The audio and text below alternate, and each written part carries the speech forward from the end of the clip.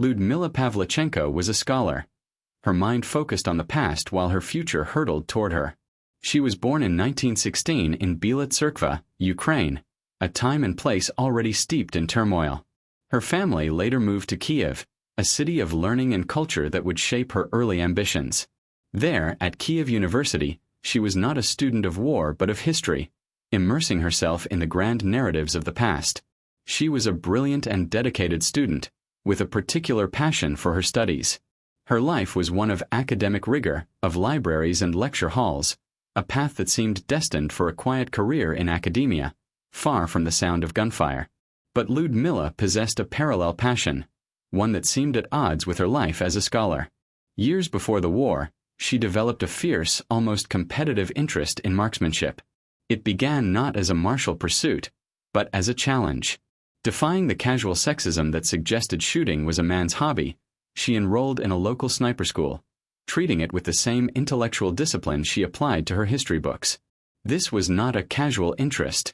It was a mastery in the making. She honed her skills with relentless focus, and her talent was undeniable. She earned a Varashilov sharpshooter badge, a marksmanship medal that was a testament to her precision and dedication. This proficiency with a rifle was a hidden layer to her identity, a skill set waiting in the wings for a moment she could not yet imagine.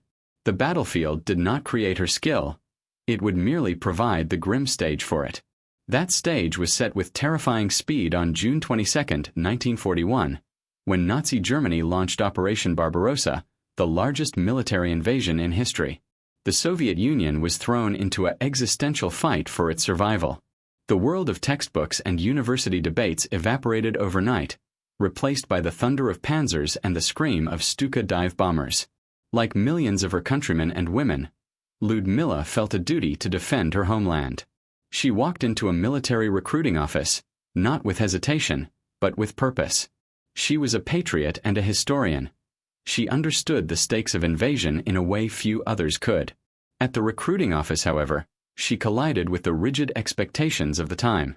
The recruiter saw a young, intelligent woman and immediately tried to slot her into a traditional role. He suggested she become a nurse, a role seen as more fitting for her gender, working behind the lines to tend to the wounded. But Lyudmila Pavlichenko would have none of it. She had not come to tend to the consequences of war. She had come to fight. Her response was firm and has since become legendary. She looked the recruiter in the eye and stated, simply and powerfully, "I want to fight."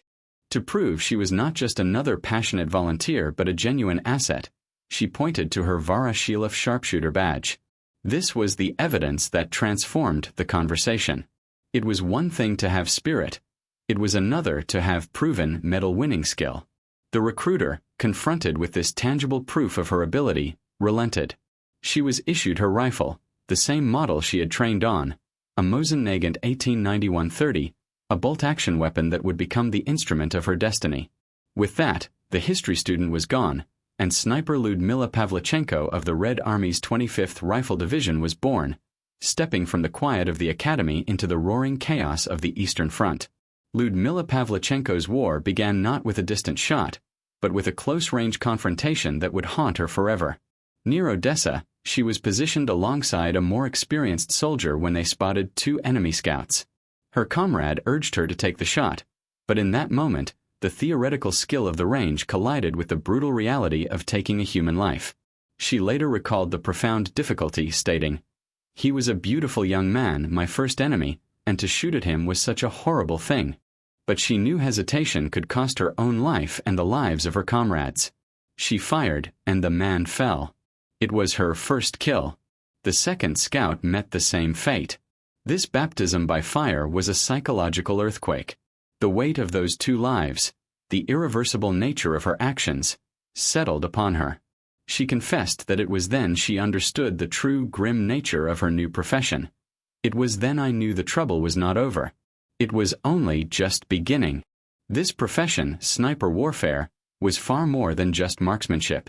It was a psychological and tactical game played in silence. A sniper's primary role was not merely to kill, but to paralyze. Every confirmed kill sown a seed of deep, pervasive fear in the enemy ranks. Soldiers would hesitate to stand in the open, move more cautiously, and their morale would plummet, knowing an invisible, patient enemy was watching.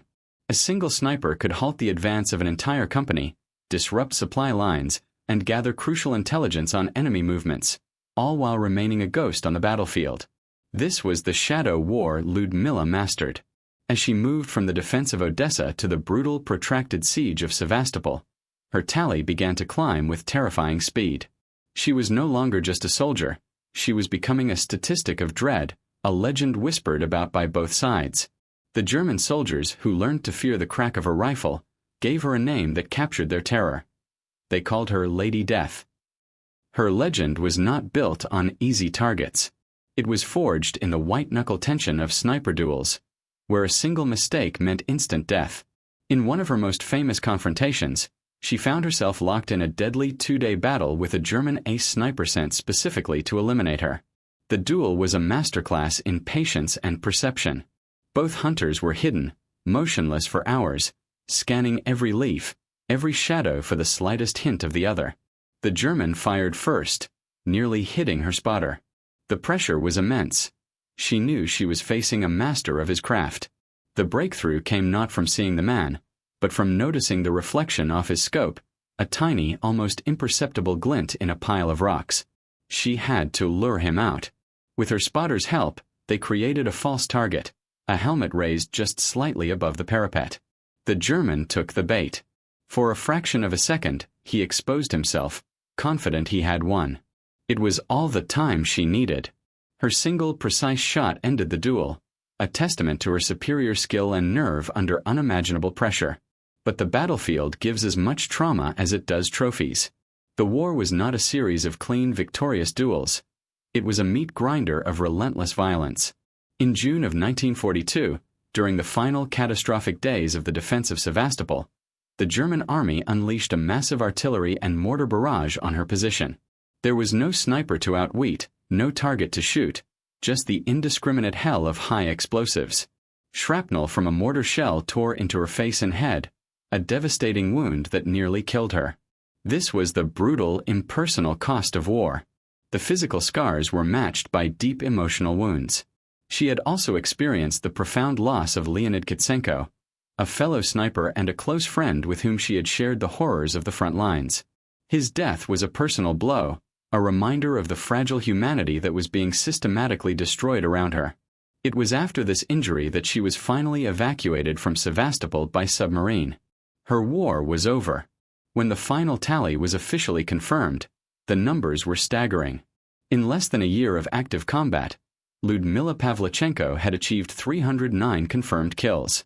Of these, 36 were themselves enemy snipers, the most dangerous and prestigious targets on the battlefield. This number was not just a measure of deadly efficiency. It was a testament to her endurance, her steel nerves, and her unwavering resolve in the face of one of the most brutal campaigns in human history. The history student had become the deadliest female sniper of all time, a legend forged in fire and sealed with blood. The instrument of Ludmilla Pavlichenko's legacy was not a complex or modern invention, but a testament to rugged, dependable simplicity. The Mosin-Nagant 1891 .30 sniper rifle. This was a weapon born from an older design, refined for a new kind of war. It was a bolt-action rifle, meaning every shot required the sniper to manually cycle the next round, a process that demanded rhythm and composure under fire. Chambered for the powerful 7.62x54 mmR cartridge, its punch was formidable, capable of delivering accurate and lethal fire at distances well beyond 500 meters. The heart of its sniper variant, however, was the PU scope, a 3.5 power optical sight that was lighter and more compact than earlier models. This scope did not magnify the world greatly, but it provided the clarity and precision needed to distinguish a human target from the shadows. For a sniper like Pavlichenko, the Mosin-Nagant was the perfect tool. Its mechanical simplicity meant reliability in the mud and freezing cold of the Eastern Front. Its significant length and weight made it steady when aimed, and its brutal recoil was a known, managed quantity.